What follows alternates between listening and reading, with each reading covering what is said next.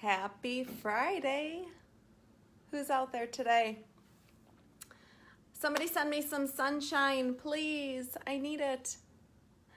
I'm going to talk to you a little bit today. I'm going to just open up here so I can see your comments, feedback, questions. If I don't get to them right away, I will definitely make sure that I connect with you once the live is over.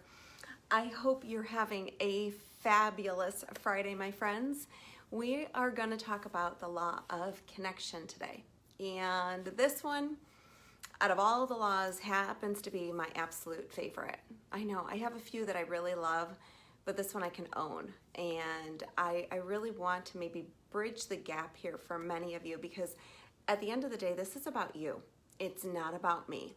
And sure, I love to add value, but only at the opportunity that you may step into your own value, that you may step into your own vision or passion, purpose, that something I might say may trigger you and may align you with your own dreams and your own goals and your own vision.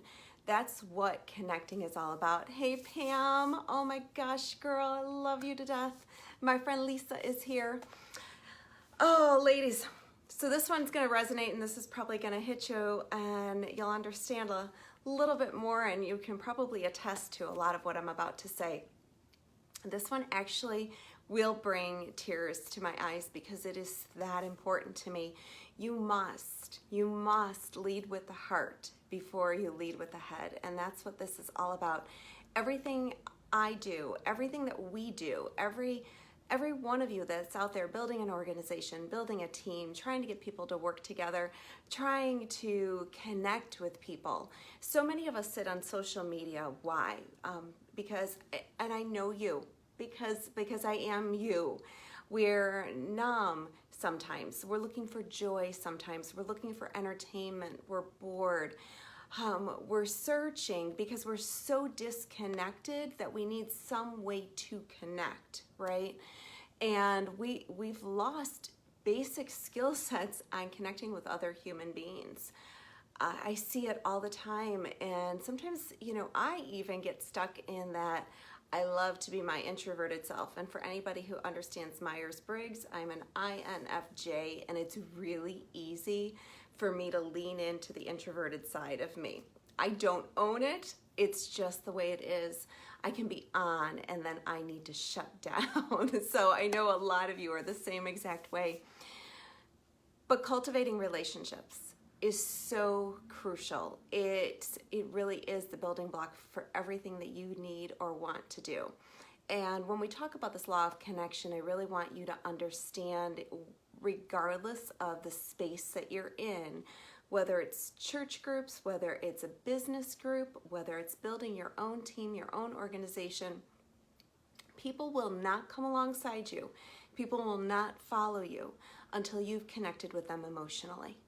Until they know, people really don't, you don't care at all how much I know or how much I'm speaking to you or the content of what I'm saying, unless you can feel for one moment that I truly do care about you.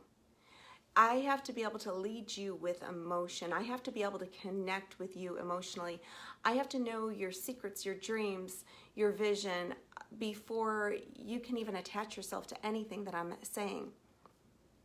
So one of the things that has always been really important to me, and I see it happen a lot because I have a lot of friends, a lot of clients, and we're so disconnected sometimes, but I'm that type of person, and these are just some of the things that I do to try to stay connected. If I'm thinking about you, and those people that get these texts, they know it. I'll send you a text. I'm driving, to go pick up my daughter from school, or I'm driving to a basketball game. I'll let her out, and I sat in the car the other night, and I said, I'll be right there.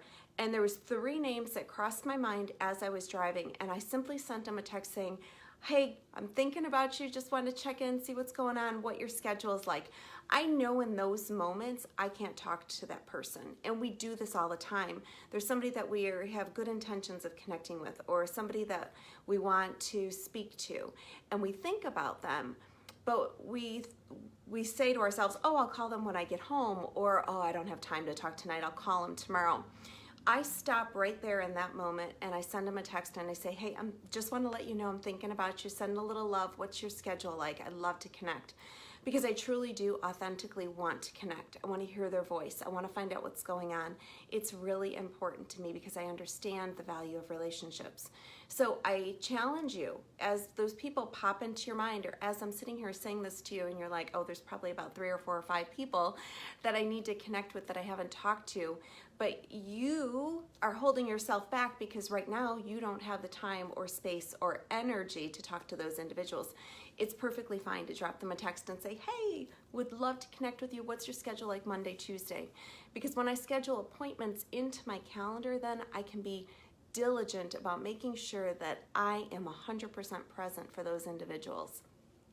I'm a ferocious note taker. And so for those of you who are in a business and it's a people business, if you're talking to individuals, I always have a pad of paper and a pen. I mean, if you look around my house, there's paper everywhere and there's pens in every room. But I'm a ferocious note taker. So if I'm on the phone with you, the likelihood is I'm probably jotting down some type of note. And I'm asking you, when I ask you, what's going on at home, and you say, oh, the kids are this, I'm like, well, how old are your kids? What are their names? I'm deliberately jotting down names, ages, if they play soccer. You can go through any, and I've done this before for people. You can go through and look at any of my client files, and I could tell you what nights their kids played soccer. I could tell you how old their children were. I could tell you if they struggle with anything. I could tell you what their dreams were. I can tell you why they do what they do. What their love is, what their passion is. How deeply do you know the people that are around you? And that's what I'm going to really challenge you to think about as you move forward in whatever space you're in. If you want to get really, really good at creating relationships, it's so important to know the people around you and what they want. Don't walk in with your own personal agenda in mind. And sometimes we're so caught up in what we need to accomplish and our goals and our vision and our future. Everybody's on their own agenda, guys. They just truly are. And one of the captions that I wrote here for you was, don't fake it till you make it. You'll hear that time and time and time again. I can't emphasize enough how important authenticity is in this space. You need to be able to connect with people. People need to know that you've struggled too, or that you had insecurities or you had doubts. Confidence is so key here. Knowing who you are, knowing that you're capable, knowing that you're worthy, okay? That is key. Your insecurities, your doubts, your hesitation, okay, is just part of who you are. If you know that you have the capacity to help somebody, then lean in. Don't make it about you, make it about them, right? Be open. People can see right through phoniness. They absolutely can. I try to make sure that whatever I do, here's a big one that comes to my mind. It's in the space of recognition, for example. If I'm recognizing somebody, I try never to make it generic recognition.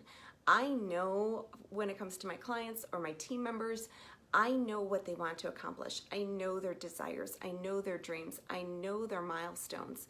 I know what's really, truly important to them, and I make sure that comes to life whenever I recognize them. I want them to know that every step forward is something to celebrate, something to be, proud of. And I don't wait for somebody to reach a major milestone before I applaud them or celebrate them, because every habit that they change, every step that they take in their daily life essentially is something to be celebrated. People want a pat on the back. People want to have hope. There's nothing more important than helping people find joy and to free people from the bondage that we're living in. I mean, each and every one of us is holding back somehow, some way. We're holding back from stepping into greatness. We're holding back from dreams or desires that we once had. We're holding back from taking care of ourselves and loving ourselves because we feel that we need to do so much more for the people around us. And I get really... there was a point in time where I thought that it was like, and I kind of look at it like the martyr kind of mom thing, that I wasn't going to treat myself to a manicure or pedicure because the kids needed something, or I wasn't going to spend money on myself because we needed this. And I realized by not taking care of myself or doing something little for myself every now and then, I was losing my self-worth. I was losing my self-value. I wasn't feeling confident in my own skin. I wasn't feeling good about myself. And so I can't help but really encourage you, if you're holding back even from the littlest things for yourself, I know you're doing this. I know you are. And I pray that you find the way, the courage to start loving yourself again. That it's just so very important. Knowing your audience. This is another really important way to connect with people. So if you're in a space where you're speaking to people or you're leading people, what's important to me is not being on my own agenda. I can think of like social groups or church groups that I've been in, and we might have an agenda at task. And what I love is nothing more than a group of people coming to life and feeding off of one another, pouring into one another. And in those moments where that starts to happen and people start to encourage one another, I know that there's something bigger than me that's feeding that group. So you have to really be careful to make sure that your audience knows that you have nothing but the best intention at heart for them. Go to the people. Oh, this is a big one. And it's so easy to get caught behind a desk or caught behind a phone, or feel that the people should just come to you.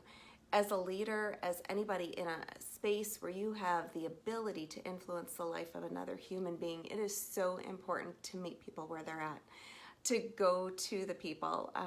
I think of this when I think of like traveling to see team members. Or if I'm traveling and I know there's team members in a specific location, one of the things that I love to do is make sure I'm connecting with them while I'm there. If it's a matter of setting a time for a lunch date or a coffee date and just sitting down and spending one-on-one time with them, there's nothing more precious to me than knowing them on an intimate level. So I'm going to challenge you, meet your colleagues, meet your coworkers, meet people out for a cup of coffee. Building camaraderie, building relationships is so crucial to working together effectively, and not just effectively, but to build something that could be so potentially significant in your life that it can help you. It could help you with the dreams and the vision for the future that you have. So focus on others. One of the ideas that comes to my mind when I was thinking about focusing on other people was networking events, for example, or sales individuals, right? And so one particular networking event comes to my mind. There was several hundred people in the room. And I always chuckle at these networking events because so often we're taught the 30-second elevator pitch, right? So often we're taught, oh, you know, to get out what you want to say, this is how you say it, and you come up with all these crafty, you know, like quick, you know, one-liners or 30-second pitches, and there's a time and a place and a space for that, right?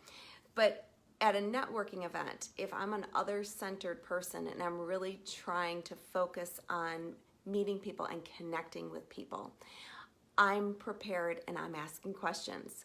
I love it when I can leave a conversation and I never had to tell the person what I did, because what's more important to me in that space is that they walk away from me feeling amazing. They walk away from me feeling like they were heard, or wow, who was she?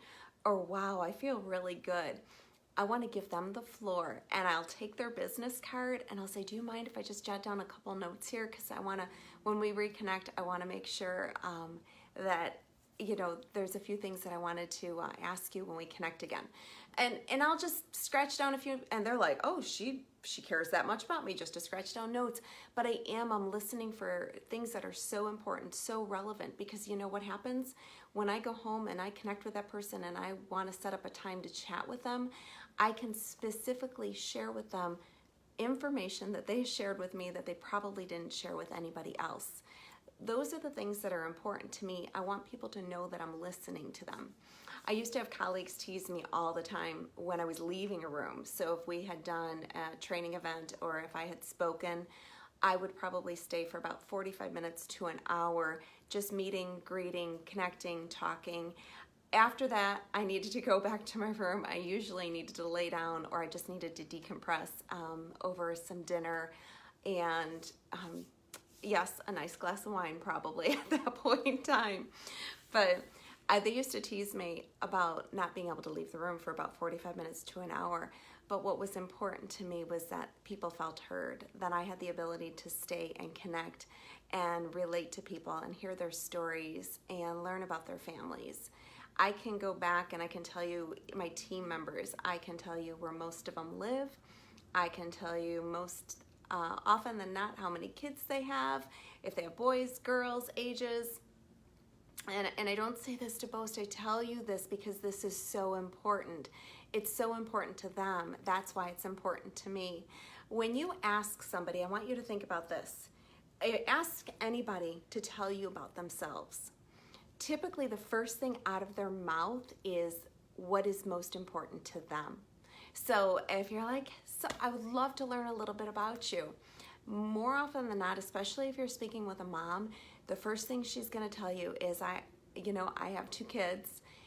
The first 1 or 2 things out of their mouth, always remember this, are the most important things to them. Oh, people want you to believe in them. That's another one.